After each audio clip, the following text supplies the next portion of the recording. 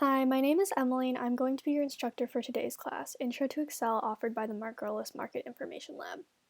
To get started, make sure that you're looking on the desktop and then go ahead on the left-hand side, open up this folder called Market Lab Resources. Today we're working in Excel, so open up folder number 6, and then you can go ahead and open up this Excel sheet, Excel FA20, and the slides as well, so that you can follow along. So like I said, today is Excel Introduction. Let's go ahead and get started. So for the agenda, we're going to go over an overview of Excel, data organization, formatting, and formulas. So Excel is the commercial spreadsheet application distributed by Microsoft. It allows you to compare, contrast, graph, chart, and manipulate data, as well as conduct statistical analysis and basic calculations. And you can program with VBA, which essentially allows you to make your own macros. There's a bunch of different multi-platform add-ins, including At Risk, Bloomberg, CapIQ, and others. This class only goes over some of the basic functions of Excel, but if you're interested in learning about these other platforms, I highly encourage you to take the other classes offered by the Margolis Market Information Lab. So navigation basics. Everything in Excel can be done through the ribbon at the top or through the keyboard shortcuts using the Alt key. So basically the Alt key allows you to access the ribbon without using your mouse, which leads to a lot of efficiency as you get faster at using your keyboard. So I'll go ahead and show you what that looks like on the actual Excel spreadsheet. So if you wanted to access the ribbon, you hit Alt. And then as you can see, all the different tabs in the ribbon have letters or numbers associated with them. So if I wanted to access File, I would click F. And then you can scroll through all the different options. If you didn't want to be in File and you wanted to go back, you can hit Escape.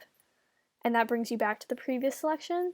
And then let's say I wanted to be in Home, you click H, and now you can go ahead and access any of the functions or capabilities within the Home tab. And then if you were done using the shortcuts, you just hit Escape until you're no longer selecting anything. So that's how you can access the ribbon without using your mouse. Okay. Like I said, the menus can be navigated by holding Alt and then pressing the corresponding underlined letter. For example, if you hold Alt and U, you can scroll through like the underline menu without the mouse. So anyways, that just like kind of explains to you, like if you're in a particular pop-up menu, the letters that you want to type essentially to like get to the next item will be underlined, as opposed to if it's in the ribbon, they'll just like pop up. Okay. All right. You can also move within the sheets, so it's pretty easy to do. If you wanted to go to the very like top of the data, you do Control up arrow. Bottom is Control down. If you want to go to the first cell, which is always like A1 on any worksheet, it's Control home. If you want to go to a left selection, it's Control left, right is Control right, and then last cell content present on the sheet would be Control N. So we can go ahead and do that on the Excel spreadsheet as well. So like we said, let's say I wanted to go to cell A1, which is like the very first one. You would do Control home, and now we're at A1. If you wanted to go to the last one, you would do Control End. Now we're at AE43. Anyways, and then we'll just go back to A1. That way we're right looking at the beginning of the data. But that's like just an example of like how you can navigate the whole screen without having to like use like the scroll bars or like click through every single time. It's just like a faster way to like move around. Cool. You can also zoom. So the function and like keystroke to do that is Alt WQ, and that allows you to like magnify in like a certain way. So like as you can see, like if you do Alt WQ, that little zoom box will come up, and then if you wanted to do 200%, you would click 0, right? Because that is like underlined. If you want 100%, it would be 1, 75% is 7, 50% is 5, 25% is 2, fit selection would be F, and custom is C. And then if you clicked C, then you would be able to adjust the exact magnification to your specifications. Once you're all good, you just click enter, and that will kind of like exit you out of that little zoom box. Awesome. Okay, something that's really helpful is freezing panes. So basically, like when you're scrolling on like a really big data set, the headings aren't always visible if you scrolled down into the right enough. So if you want to freeze, you would use freezing panes to keep the headings visible while scrolling. So you would select the cell below the row you want to remain visible as you scroll vertically, and to the right of the column you want to remain visible as you scroll horizontally. So basically it's like whatever, like it's like the first actual cell of data, not including your headers, right? Or your like column like descriptors. So once you are like hovering over that, you would click Alt W FF. So we can go ahead and do that together as well. So we're in like cell A1, but we want all of our dates and then all of our tickers to be visible. So you would choose B2, and then to freeze panes, it's going to be Alt W.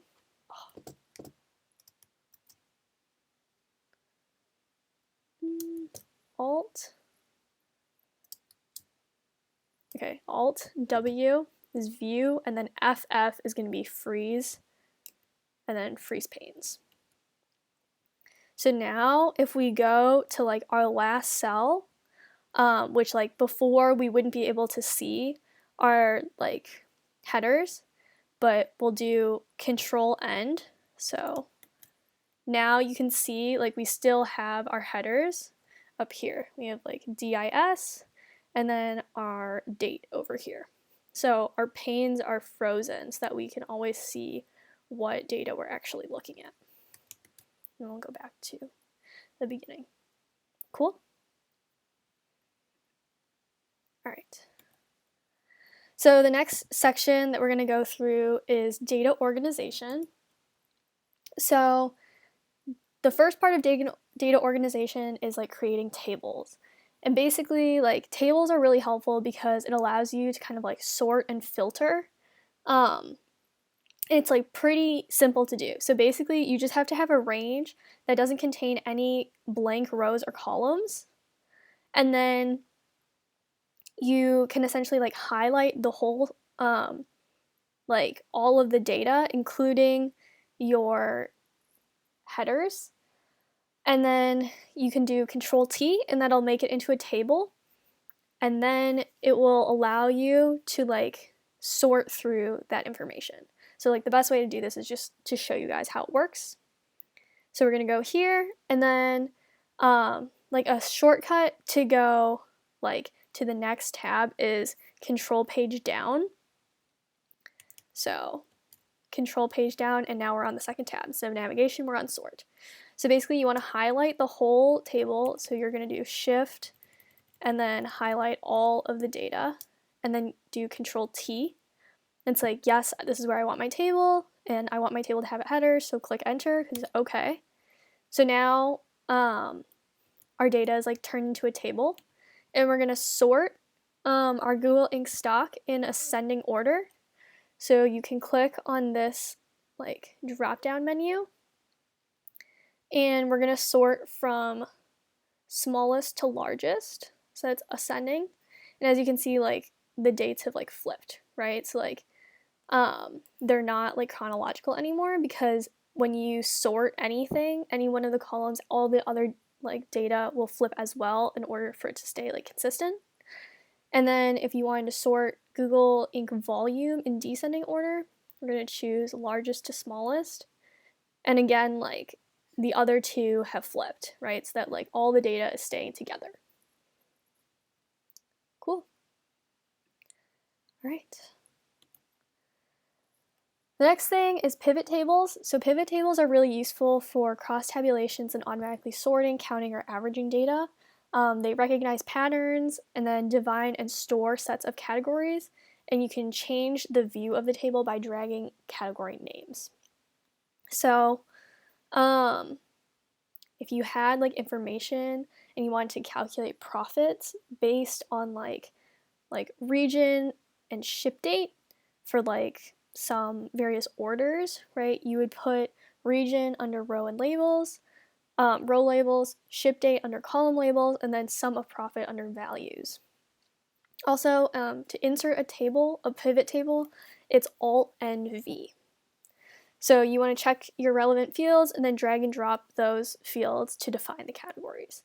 We'll go through an example because it's a little bit tricky unless you've done it. So back to our Excel, and then, let's go ahead and do copy and paste, and then we'll do the pivot tables. Copy and paste is like pretty simple. So in order to move to the next tab, we're gonna do Control Page Down. Okay, so we are going to copy and paste our data.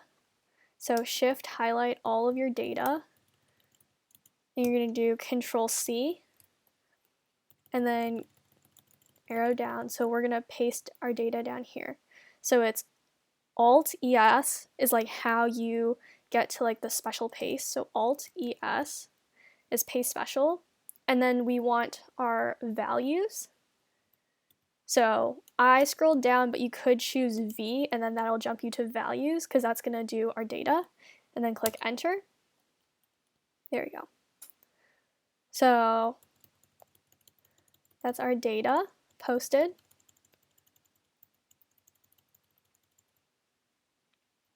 And then if we want to paste our formatting, so we're going to do Shift, like arrow all the way over everything again, Control C, and then put down our formatting here. So we're going to do Alt ES and then formatting. So formats, which would be T. Click OK. Cool. So then if I put in, like let's say, so it's kind of complicated to see, but basically dates, when you just take like the values, Excel has them all as like these separate numbers. But because we pasted the formatting, if we wanted to know what date in like a calendar basis the number 40617 is, you would just type 40617, and then it'll autocorrect to like the date because we've like pasted the formatting here. So hopefully that makes sense. Just as kind of like how pasting formatting works versus how pasting data works.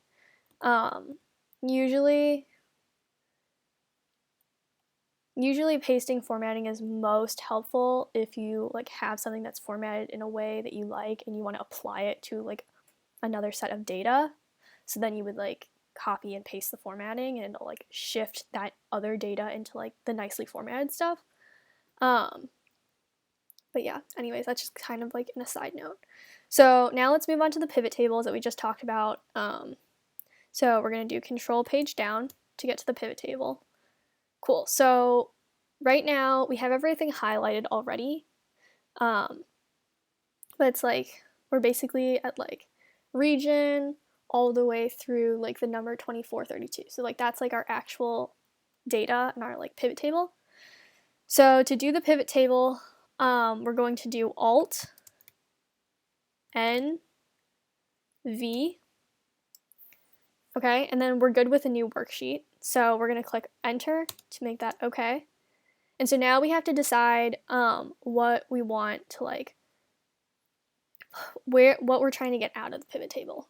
So we want to know like our price according to like different regions and dates.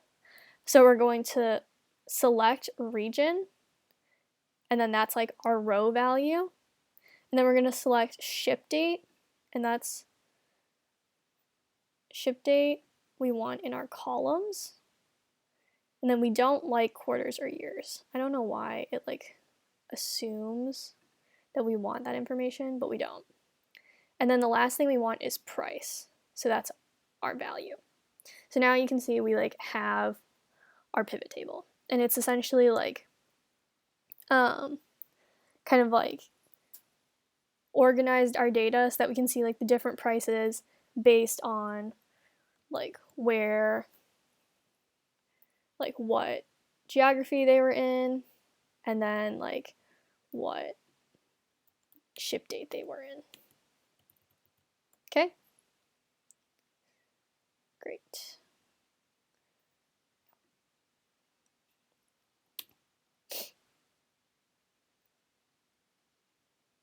Cool. Yeah, so that's like basically what we like. It was like an example of the previous one of like the calculating profits. Anyways, so like in this case, it was like region under row label, ship date under column, and then sum or profit under values. Cool. All right. The last part of like data organization is charts. So basically, it's really useful for summarizing or visualizing data. You're gonna use like charts in almost every sort of like presentation, anything from like a pitch book for like a client to an internal presentation, because they're really helpful for people to like kind of understand large amounts of data.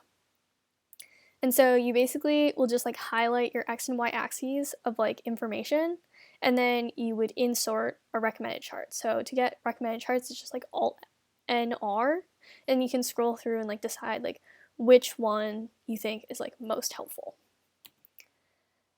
So there's a couple different types and purposes of charts. Column charts are used for periodic change in volume. So for instance, like modeling income statements, revenue, trading volume, etc. Line charts are used for analyzing continuous changes. This is like stock prices or moving averages. Pie charts are used to show a distribution among a larger group or concept.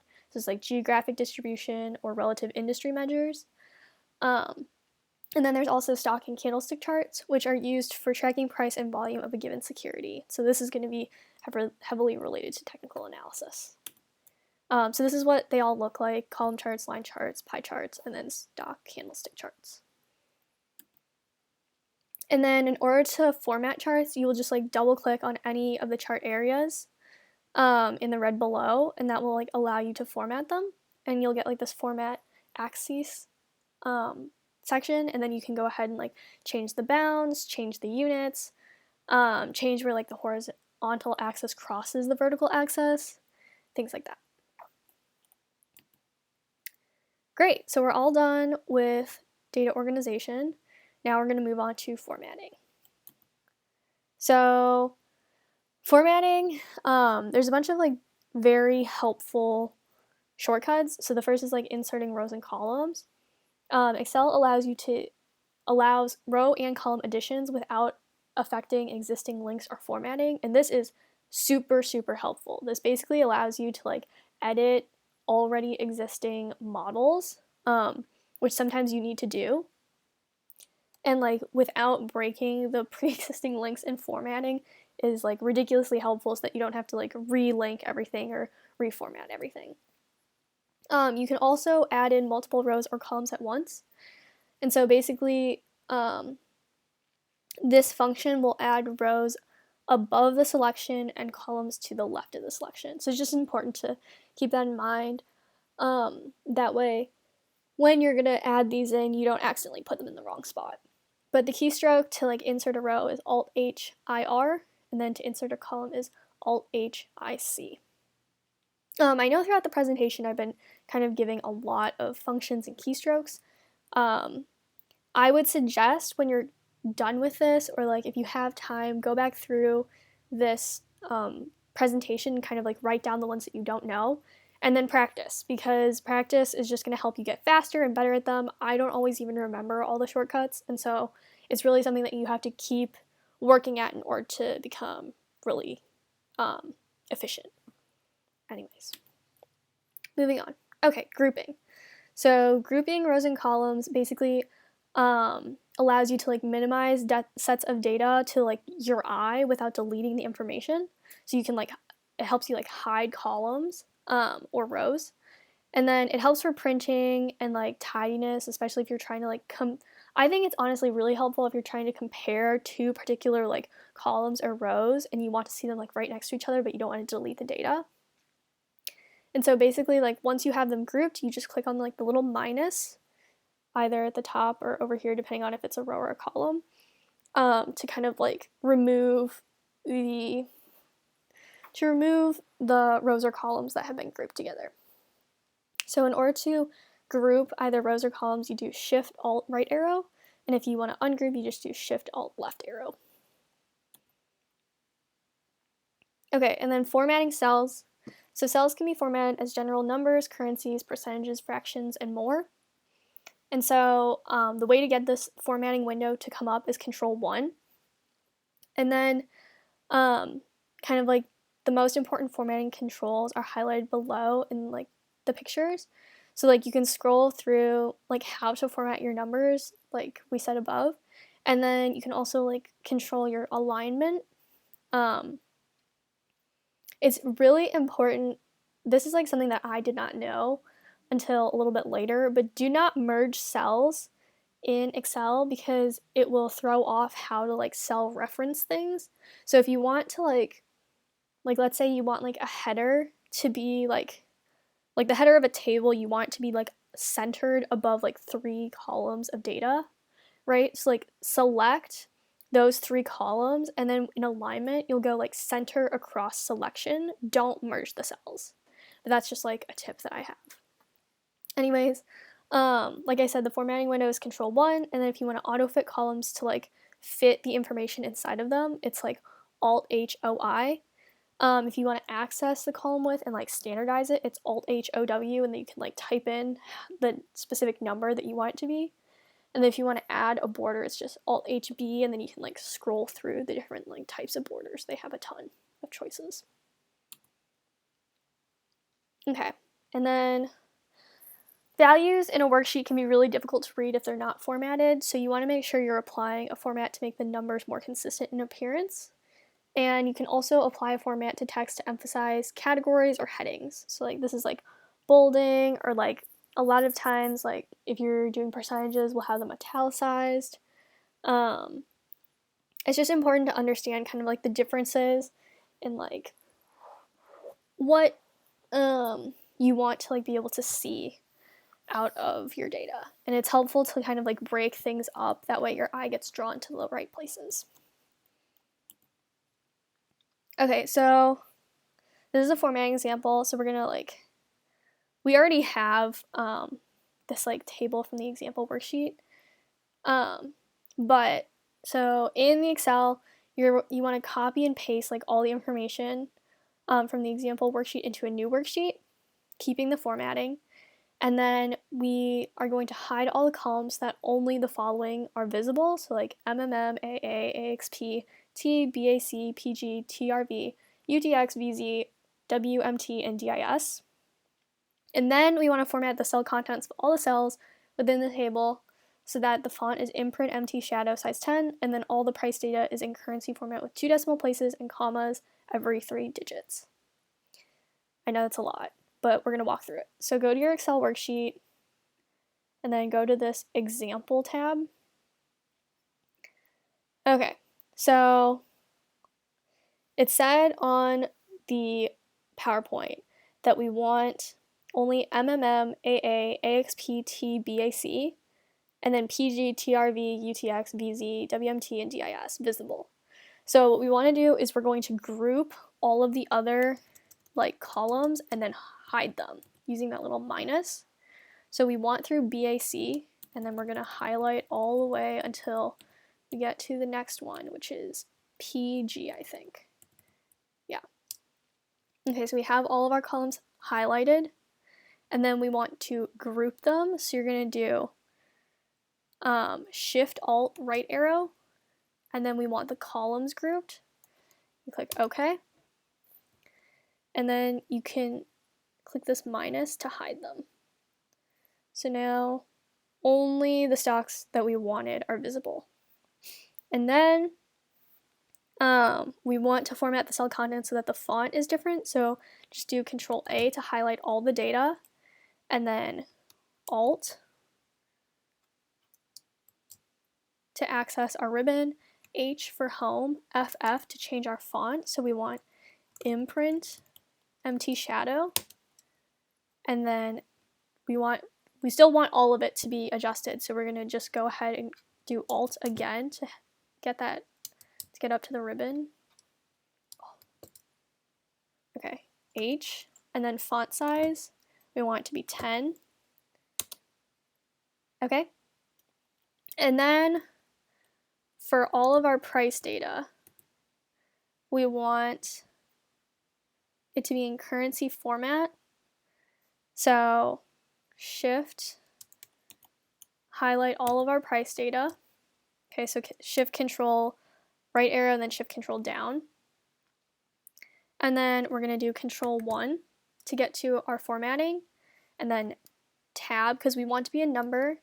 So now we're in general, but we want it to be currency. So arrow down, and then Tab, 2 decimal places is good. We want the symbol to be the $sign, and then we want the commas every 3. So then click Enter. There we go. And so now, like, all of our numbers that are, like, all the price information is, like, in currency style, which is good. Okay. Let's go ahead and go back here. So that was great. You can also do conditional formatting, which is basically applying cell formatting selectively and automatically based on the content. So if you do like greater than 10, like only the values greater than 10 are going to have like your conditional formatting. Above the average will be like values that are higher than the average. Duplicate values is only the values that are going to appear more than once. You can do it based on text. So if it's like, if you want only like certain, if you wanted like all of the people named Karen in your like spreadsheet who like ordered a t-shirt or whatever, for instance, like then you could do it based on like Karen, and like the cells would be highlighted, right? And then for data bars, like each cell would display a horizontal data bar proportional to its value. So like the bottom just kind of shows you an example of what that looks like. But yeah. Okay. You can also comment. So basically, people use comments to describe a value or explain how a formula works. And so in order to add a comment, you're just going to do Shift F2, and then you can go ahead and type in like what it's what you're like describing or like what is important about it. Sometimes people use this for sourcing. And then cells with a comment will have like a little red triangle in the upper right hand corner. So if you like hover over the right hand corner, it'll show you what is commented there. And then if you want to delete the comment, it's Alt-RD. Okay, so that's everything that's related to formatting. And the next thing is we are going to do, we'll do like a little review of formatting, and then we will move on to formulas. So go back to your Excel sheet, and then we're going to do formatting and review. So this first table really is like not very much to do, but let's go to the second table and let's do Shift arrow all the way down, because some of the like labels are kind of cut off. So we want to do like Autofit Columns. So we're going to do Alt,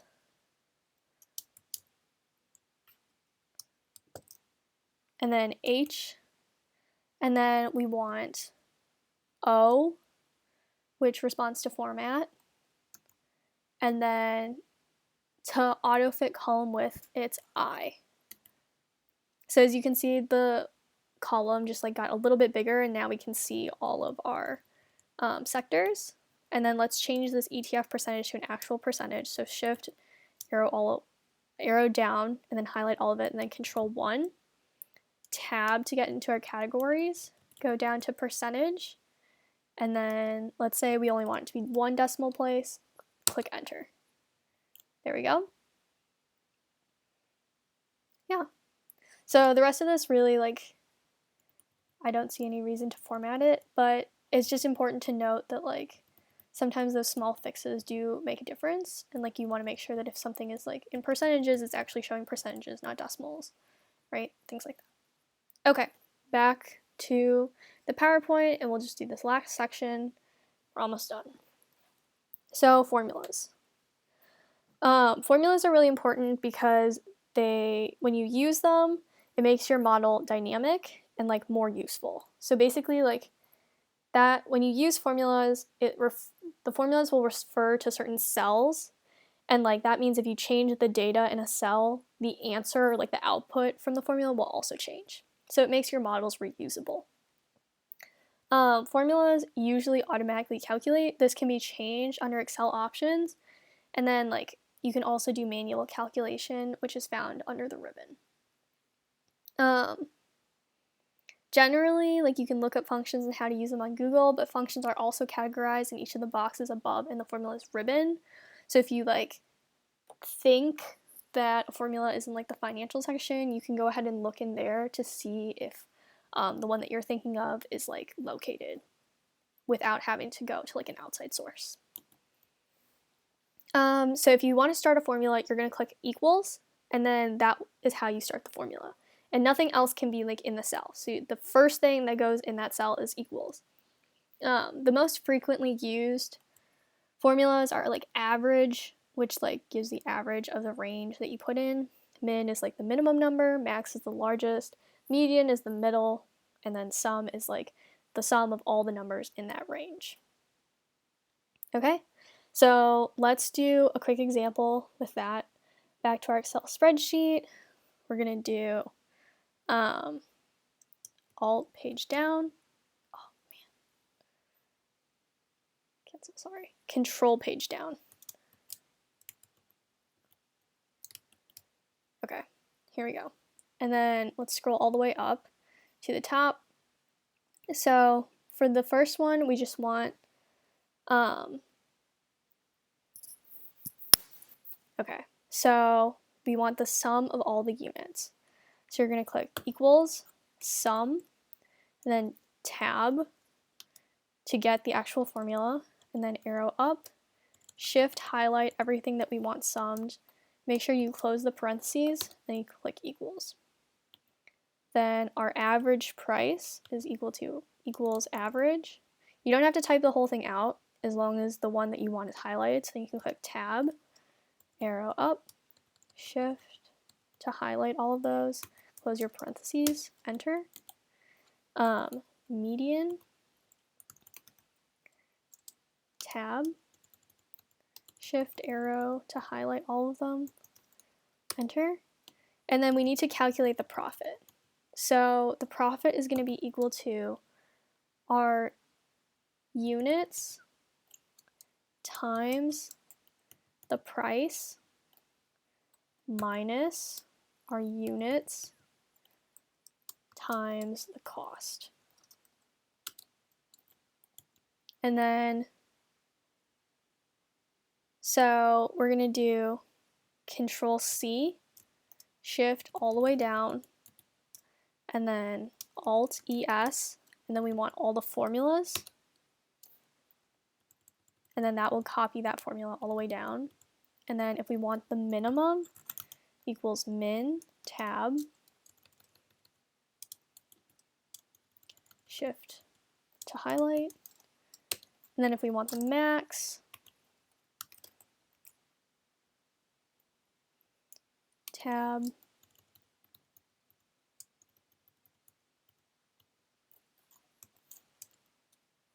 enter.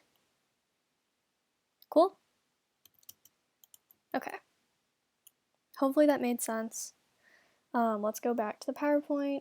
If that didn't make sense, like just kind of like walk through it again slower, and make sure that you are like typing in the right formulas.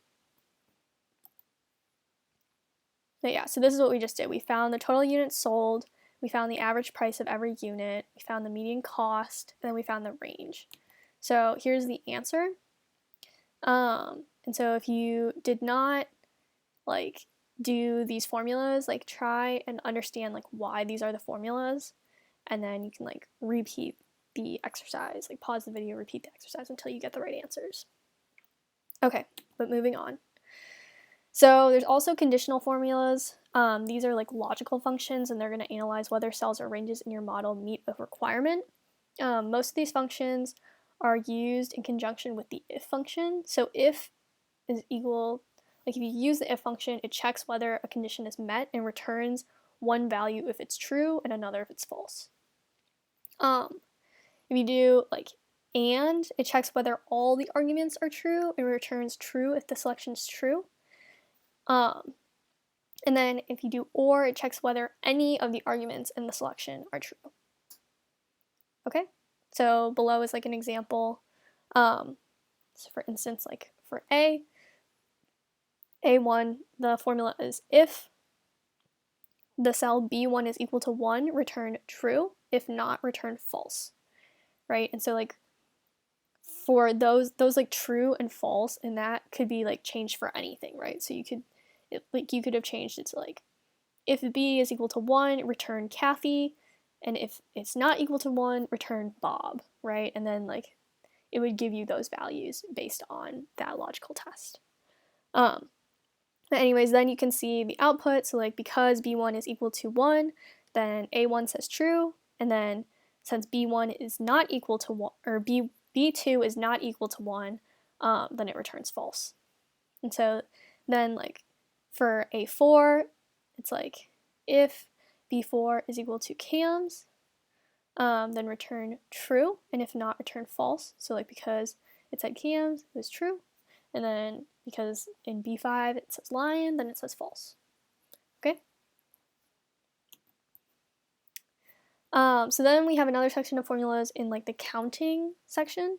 So these formulas basically count the number of cells in a range given your specifications, and these are really useful for error checking or for classification. So count counts the number of cells given a condition. Count A will count the number of non-blank cells in a range, and then count if returns the number of cells in a range that contain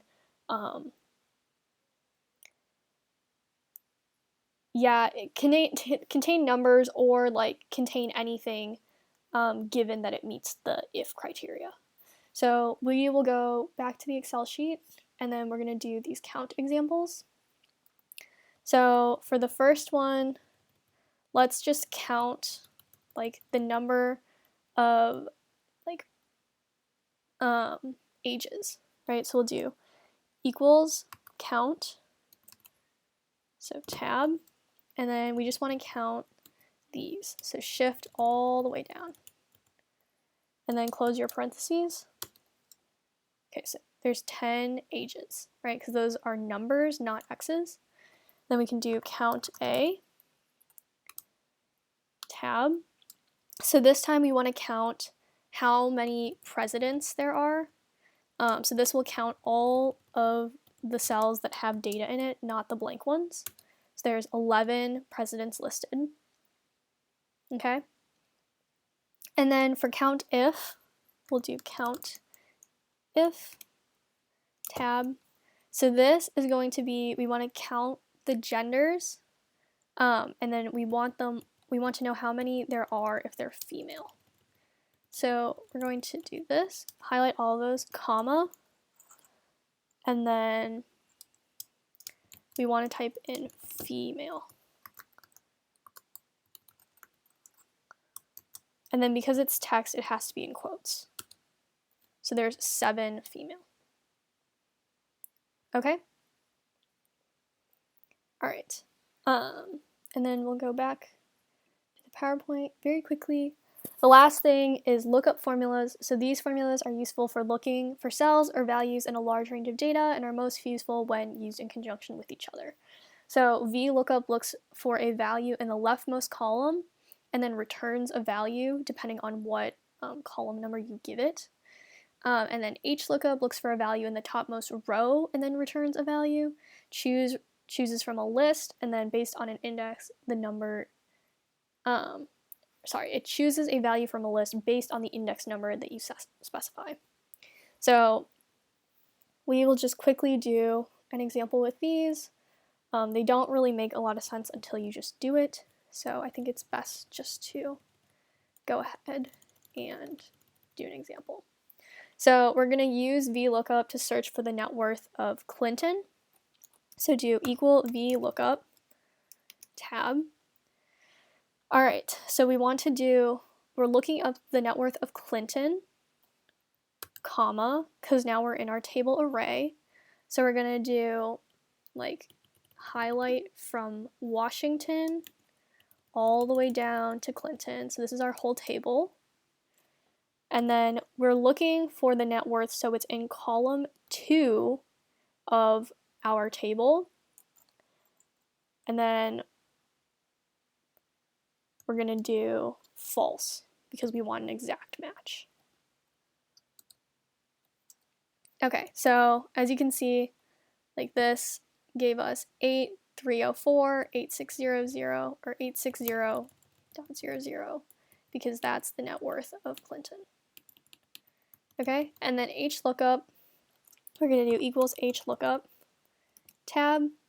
So our lookup value is our net worth.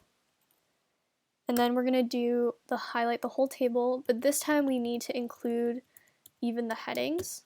So A38 to B51. And then we want to know the row number 4. So this will give us, should give us Bush's net worth. And then we want false because of an exact match. So 2297021.00 is indeed Bush's net worth because he is 1, 2, 3, 4 on our list. Okay, so hopefully this class made sense. I know it's just a really basic introduction to some of the different uses of Excel. Some probably made a lot more sense than others. No worries if you don't get it the first time. Just keep practicing your Excel shortcuts and come back to these like exercises if they don't make sense and practice them. But anyways, that is all we have for today. So thank you so much for coming to this class, and I hope to see you guys in person in the mill soon. Great.